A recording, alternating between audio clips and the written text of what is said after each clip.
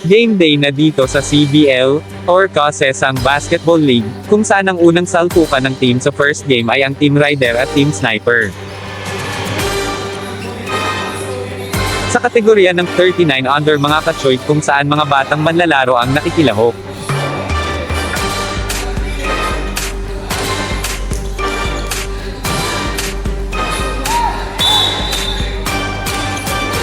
Kung saan ang Team Rider nga ang unang nakapunto sa pangunguna na ni Idol Morica.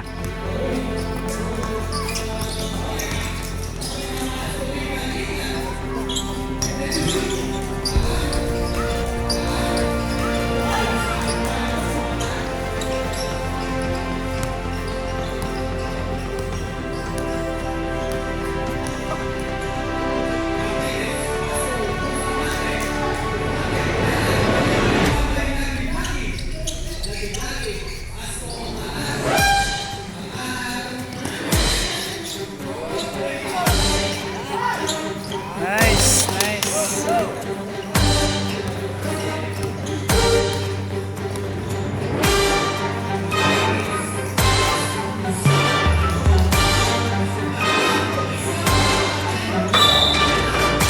At rekta na tayo sa third quarter mga choy kasi di na tayo nakapag-video kasi pumasok na ang inyong lingkod sa second quarter.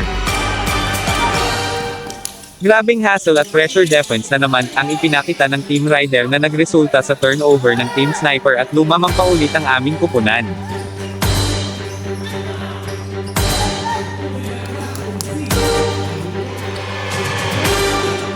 Di nagtagal ay unti-unti na ring nakahabol ang Team Sniper sa pangunguna naman ni Boss Tamanti at ay nalalaya na din ni Martinez. Isang matinding depensa nga ang ipinakita ng Team Rider sa third quarter na nagresulta sa unti-unting paglobo ng kalamangan ng aming kupunan.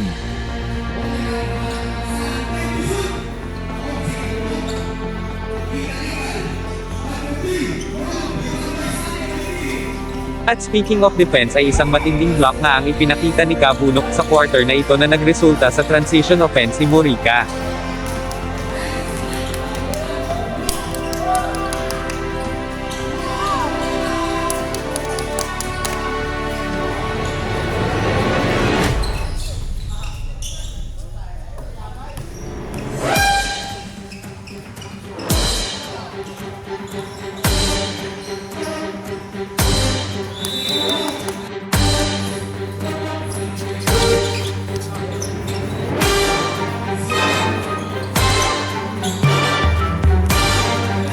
Fourth, and final quarter, unti-unti nang nakakakuha ng momentum ang Team Sniper, simula sa 10 kalamangan ay naibaba sa 4 ang hinahabol ng Team Sniper.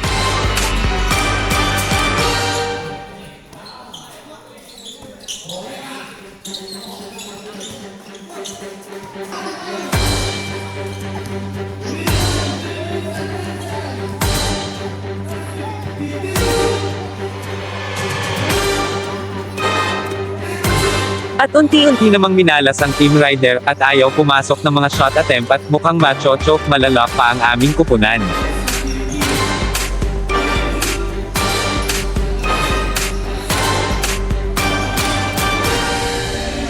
Biglang bumaliktad ang hangin saglit at umaayon na muli sa kabilang kupunan at tuloy-tuloy lang ang paggawa ng puntos ng Team Sniper.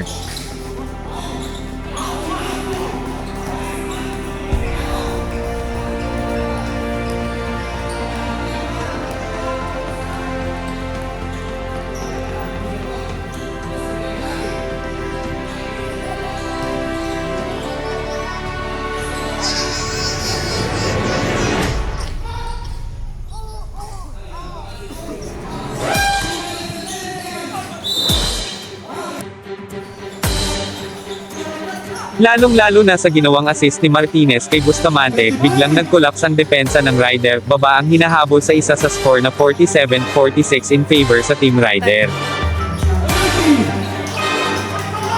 Sa huli panalo ang Team Rider, at naubusan ng oras ang Team Sniper, best player of the game ay si Morica. 20, 15, 10 to shoot,